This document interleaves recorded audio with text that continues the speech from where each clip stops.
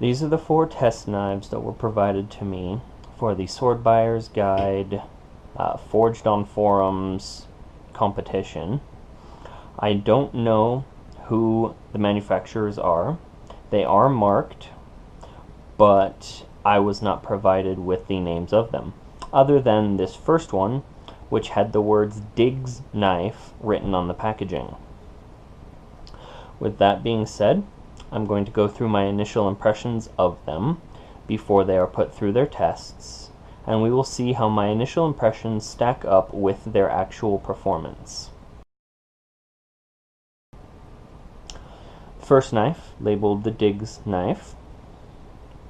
I'm not a fan of it. The handle is actually a full tang. All that was done was it was twisted slightly, wrapped with copper wire. So there's no real handle material. It's just the tang. It feels a bit awkward and uncomfortable in the hand. It's a little bulky. And the guard is just wire. I can bend it around with my bare hands. Not exactly the safest thing in the world. However, my criticisms of the handle aside, looking down the edge, the spine looks good and straight. Starts and it ends about the center of the point, as it should. It does so on both sides and has a clean diamond cross section when looking down the center of it. So it is well shaped and fairly well designed on the blade, despite my issues with the handle itself. The edge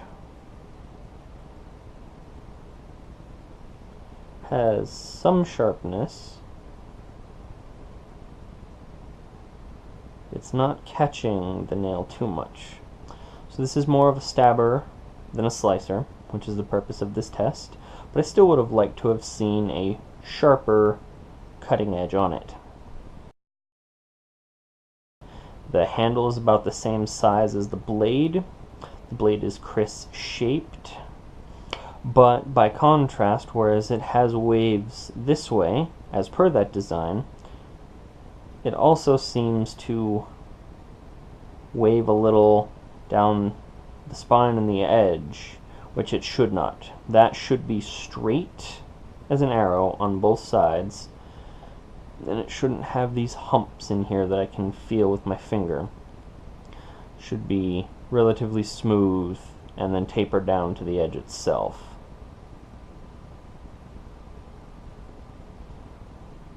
I'm catching even less grab with this edge than I was with the first knife. My dissatisfaction, as it were, with the blade of this, we'll move on to the handle. Has a solid piece of copper for the guard, the pommel, and it appears that it would be a full-through stick tang that was peened over to seal it in place. No movement, good and solid. The handle looks like it was one piece of wood that was carved to shape and then lightly fired to bring up some blackening on the higher spots.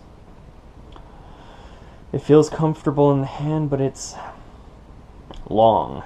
I really would have preferred that it overall ended where that nub for the pommel starts, as opposed to going the whole length. However, balance isn't terrible. It's about at the guard at the center point. Looks a little awkward, but it has a point. The point is about the center of the handle as it would be gripped, so it should stab well. My very first thought is I don't like the blade of this. The twist seems awkward, and while you can stare at it while it turns and it's somewhat hypnotic, I don't think it belongs on a blade, because when you go to stab, it's going to catch and try and turn in your hand and slow the momentum and stop it, and it won't be as good of a penetrator. But at least this much, this inch and a half at the end here, should be fine. It's a very sharp point. It's nice and conical, comes out, so that should work and survive regardless of what the rest of it does. Now, the problem I do have with this, besides my initial bias towards that blade, is the handle. It's loose. I get the impression that this wasn't entirely finished, or the construction and assembly was rushed at the end to get it out in time. The seems to be a full-through stick tang that was pinned in place, but it wasn't necessarily forced down as far as it could have gone. No.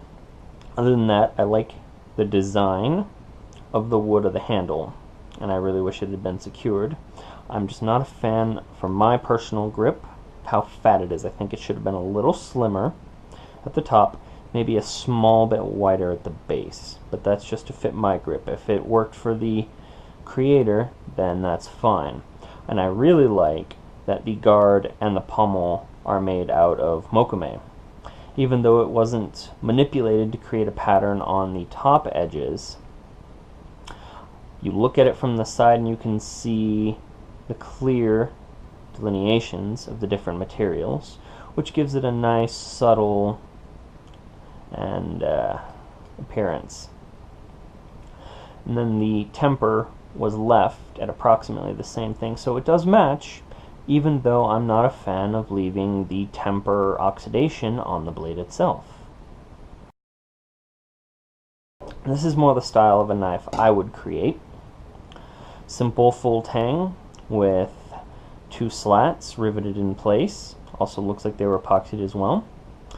But since this is the kind I make, and there will be extra criticism, there's not really a full clean distal taper. The widest part of this blade should be here at the ricasso before the plunge line down to the edge, but instead it looks like the fattest point is forward. Then it narrows, fattens up, and narrows down to the edge. Then here it stays about the same throughout, instead of also tapering down to a thin on the edge. That being said, the shape is aesthetically pleasing and I like it, but I don't like the hammer marks and the forged scale that's left on it. I run my fingers over it and I can feel it catching, and I would think that in a stabbing weapon that would make something that has a lot of drag and doesn't go into the target or the flesh of an attacker, as well as, say, the sidearm.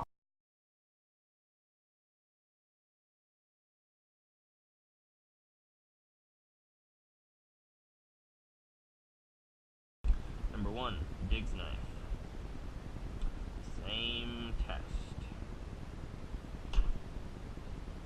That one pierced much deeper. That felt much stabbier, for lack of a word. Here, the mark.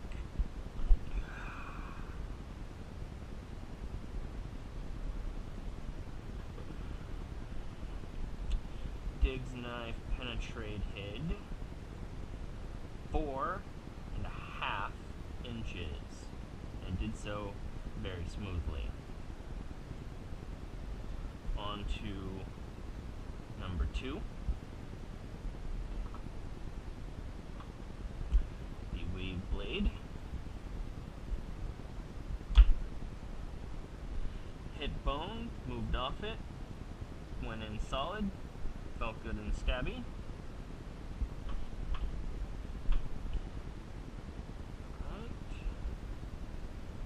With this one, we have a penetrative depth of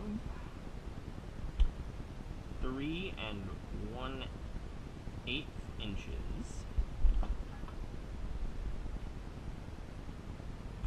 Number 3, the twist.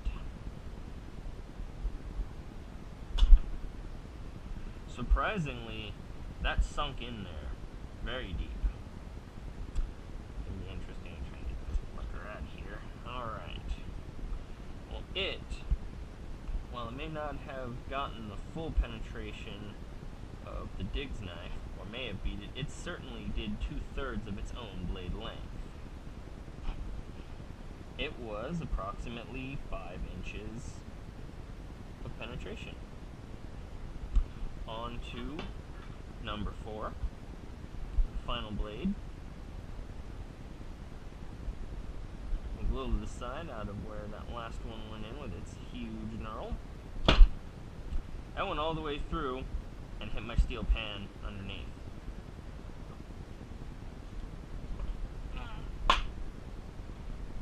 And went through the pan into my glass cooktop.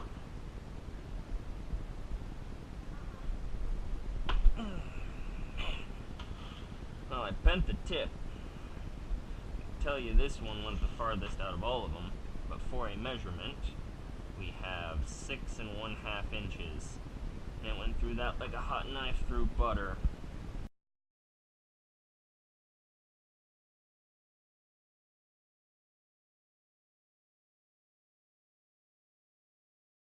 Once again, control test will be my own blade. A quick push and slice through the turkey.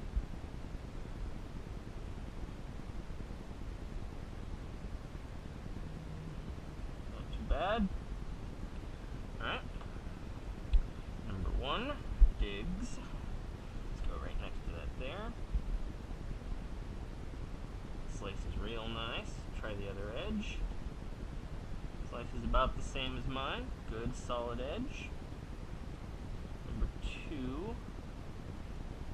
Unsure if it's double edged or not, but we'll give it a shot anyway. Not very slicey at all. Number 3. Weird as hell, but what the heck. Not slicey in the slightest, but stabby as all get out. And number 4.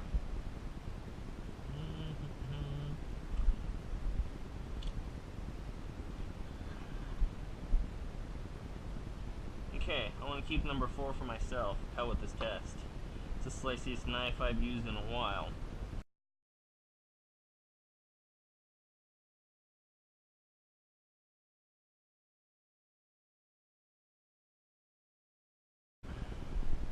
First test. Diggs knife.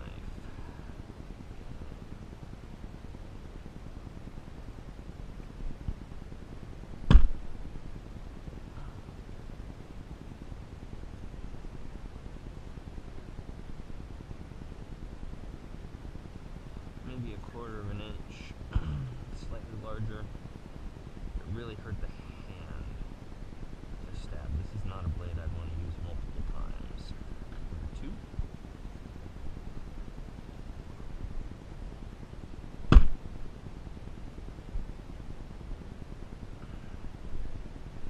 Again, about the same. 1/4 of an inch. Less uncomfortable, however. 3 is the one that's got me worried because that loose handle.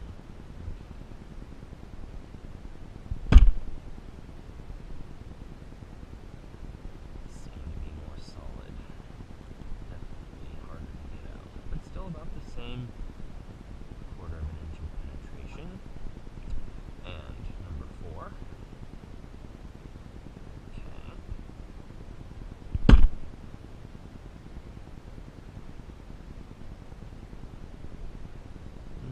3/8 of an inch, so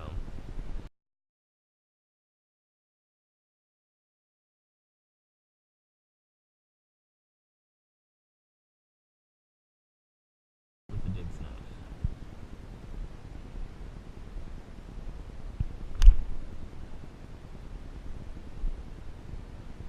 Okay. Number 2.